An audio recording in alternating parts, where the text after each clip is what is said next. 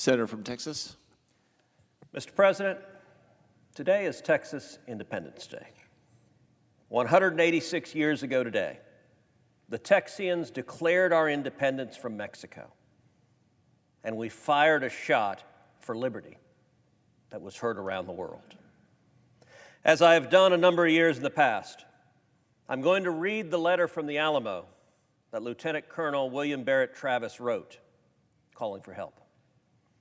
It is a letter that energized Texians across our great state and that energized lovers of liberty everywhere. I read this letter the very first time that I ever stood and spoke on the Senate floor.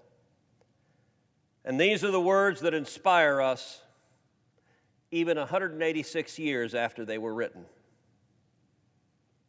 Colonel Travis writes, "To the people of Texas and all Americans in the world, fellow citizens and compatriots, I am besieged by 1,000 or more of the Mexicans under Santa Anna. I have sustained a continual bombardment and cannonade for 24 hours and have not lost a man.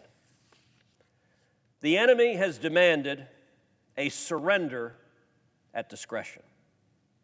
Otherwise, the garrison are to be put to the sword if the fort is taken. I have answered this demand with a cannon shot, and our flag still waves proudly from the walls. I shall never surrender or retreat. Then I call upon you, in the name of liberty, of patriotism, and of everything dear to the American character, to come to our aid with all dispatch. The enemy is receiving reinforcements daily and will no doubt increase to 3,000 or 4,000 in 4 or 5 days. If this call is neglected, I am determined to sustain myself as long as possible and to die like a soldier who never forgets what is due to his own honor and that of his country. Victory or death." Signed, William Barrett Travis, Lieutenant Colonel. P.S. The Lord is on our side. When the enemy appeared in sight, we had not 3 bushels of corn. We have since found in deserted houses 80 or 90 bushels and got into the walls 20 or 30 head of beeves. Travis. The brave men and women at the Alamo would go on to give their lives for liberty, including Travis, Jim Bowie, and Davy Crockett. But shortly thereafter, the Texians were victorious at the Battle of San Jacinto, with the cry in the air of "Remember the Alamo." The heroes who gave their lives for liberty inspired a successful revolution, and the Republic of Texas was formed. Sam Houston, one of the founding fathers of the Lone Star State, was also born on this very day 229 years ago. Sam Houston was a great American. He was born in Virginia and spent many years in Tennessee, where he served in the U.S. House of Representatives and then became governor of Tennessee. In Texas, he was the George Washington of Texas. He served as commander-in-chief of the Texas Army and led the Texas Army to victory in our revolution. When Texas became independent, Houston served in the Texas House of Representatives and then as president of the Republic of Texas. When Texas joined the United States, he served in the United States Senate and then finally as governor of Texas.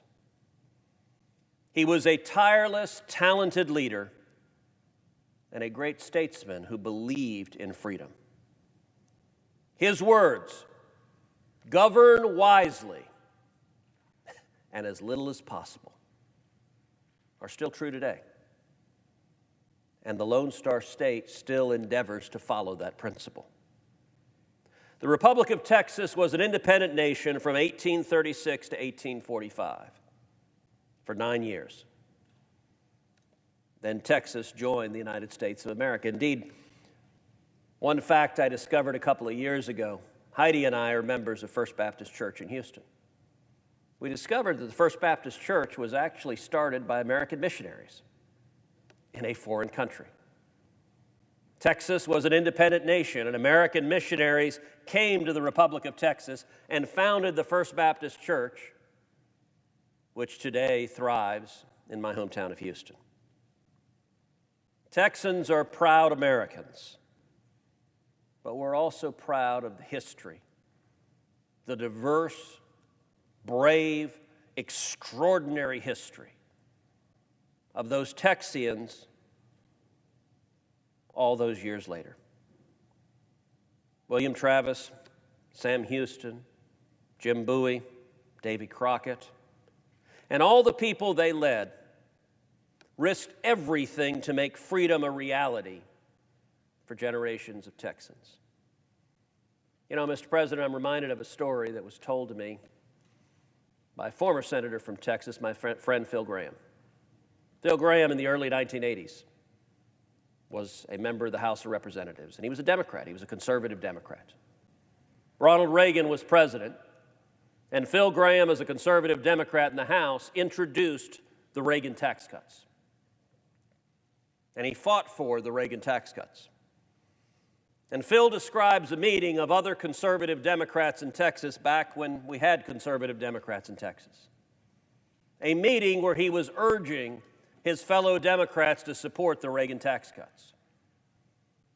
And Phil drew an analogy to the Alamo on that fateful day, when Colonel Travis drew a line in the sand with the sword and called on each of the men there to step across that line and commit to defending the Alamo. And one of those other conservative Democrats said to him at the time, said, "Phil, everybody who stepped across that line, they died."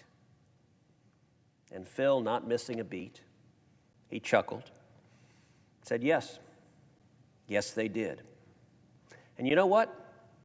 Everybody who didn't step across that line, they died too. And nobody remembers their names. Today, I celebrate heroes. Heroes who fought to make freedom a reality for generations of Texans. Today, we celebrate and we honor their sacrifices. To every Texan, I wish you a very happy Texas Independence Day. I yield the floor.